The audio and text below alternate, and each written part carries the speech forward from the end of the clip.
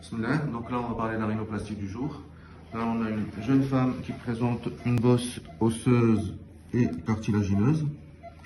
On a une pointe qui est légèrement tombante, qui est large, qui n'est pas bien définie par rapport au dorsum.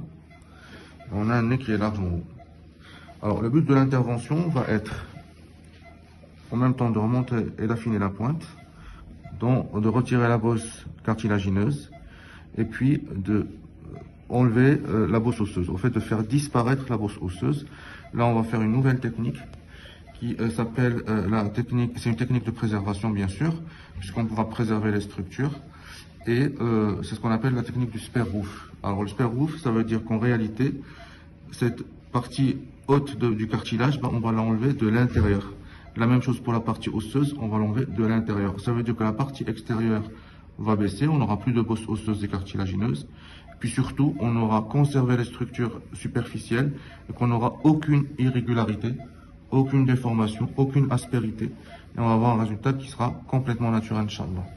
Donc on va se revoir à la fin de l'intervention et on verra tout ça. Voilà, donc là on est à la fin de l'intervention. Donc comme on a vu au début, cette dame, elle avait une pointe qui était tombante, maintenant elle est relevée. L'angle nasolabial a été corrigé, la pointe est plus projetée et elle est plus fine. La bosse ostéocartilagineuse est partie. Et on a un dénivelé qui est harmonieux avec la pointe, qui donne un effet naturel. Voilà, merci.